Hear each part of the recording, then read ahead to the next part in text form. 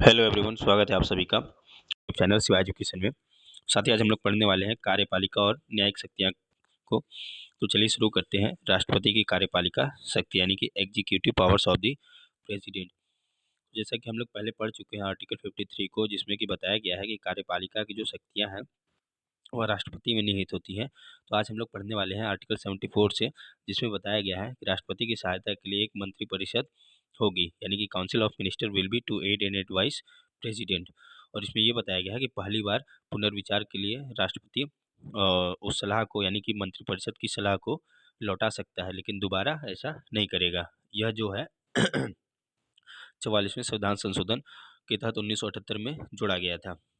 और इसमें ये बताया गया है कि सलाह माननी ही पड़ेगी राष्ट्रपति जी को, और यह जो है न्यायिक समीक्षा से बाहर होगी, यानी कि न्यायालय द्वारा जुडिशियल रिव्यू नहीं किया जाएगा। आगे बढ़ते हैं। आर्टिकल 77 में बताया गया है कि भारत सरकार के सभी कार्यपालिका के जो कार्य हैं वो राष्ट्रपति के नाम से हुए माने जाएंगे। 78 में बताया गया है कि राष्ट्रपति प्रधानमंत्री से प्रशासन और विधि निर्माण से संबंधित कोई भी जानकारी प्राप्त कर सकता है, और इसमें पीएम का कर्तव्य होगा जानकारी को उपलब्ध कराना। आगे बढ़ते हैं। विभिन्न महत्वपूर्ण पदों पर नियुक्तियां को देखने वाले हैं, जिस पर अधिकार राष्ट्रपति को होता है। तो आर्टिकल 75 में प्रधानमंत्री का नियुक्ति होगा, जो कि प्रसाद पर्यंत होगा। प्रसाद पर्यंत का मतलब आप सिंपल ये समझ सकते हैं कि अगर राष्ट्रपति खुश है तो प्रधानमंत्री अपने पद पर बने रहेंगे। यानी इसका मतलब ये है कि अगर जब प्रधानमंत्री का जो बहुमत है, अगर वो बहुमत खो देते हैं तो राष्ट्रपति प्रधानमंत्री को हटा सकते हैं। इसीलिए ये वर्ड यहाँ पे दिया जाता है, प्रसाद पर्यंत। आगे बढ़ते हैं। यानी कि जो काउंसिल ऑफ मिनिस्टर है, यानी कि मंत्रिपरिषद है, वह पीएम की सलाह पर प्रसाद पर्यंत होंगे। राज्यपाल, उपराज्यपाल और प्रशासकों की नियुक्ति प्रसाद पर्यंत होगी राष्ट्रपति जी के द्वारा पीएम की सलाह पर। भारत का महान्यायवादी है इसमें प्रसाद पर्यंत। भारत के नियंत्रक एवं अभिलेखा परीक्षक हैं controller and auditor general of India. उच्चतम न्यायालय और उच्च न्यायालय के न्यायाधीश हैं। संघ लोक सेवा आयोग के अध्यक्ष एंड सदस्य हैं। मुख्य निर्वाचन आयुक्त एंड अन्य आयुक्त हैं।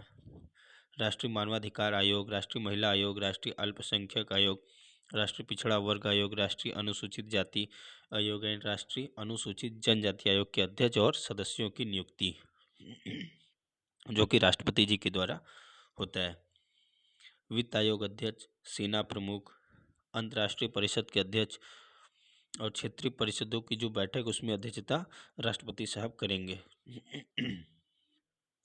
आगे बढ़ते हैं। इसमें राष्ट्रपति की न्यायिक शक्तियों को देखने वाले हैं। चलिए शुरू करते हैं। आर्टिकल 72 में बताया गया है क्षमादान की शक्तियाँ, यानी कि जो क्षमा है वो पूर्ण क्षमा किया जा सकता है चाहे कोई भी अपराध हो। दूसरे में बताया गया लघुकरण को, यानी कि कम्यूटेशन। इसका मतलब है कि जो सजा की प्रवृत्ति है उसको बदल दिया जा सकता है। जैसे कि अगर मृत्यु दंड है तो उसको हम लोग आजीवन कारावास में कर सकते हैं। ये बताया गया है आर्टिकल 72 के दूसरे में।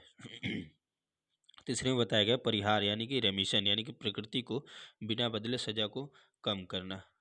जैसे कि कठोर कारावास है 10 साल का है तो उसको 5 साल किया जा सकता है। चौथा विराम बताया गया है रेस्पाइट, यानी कि विशेष कारण से सजा को कम करना। और नेक्स्ट प्रतिलंबन है, यानी कि रिप्राइव।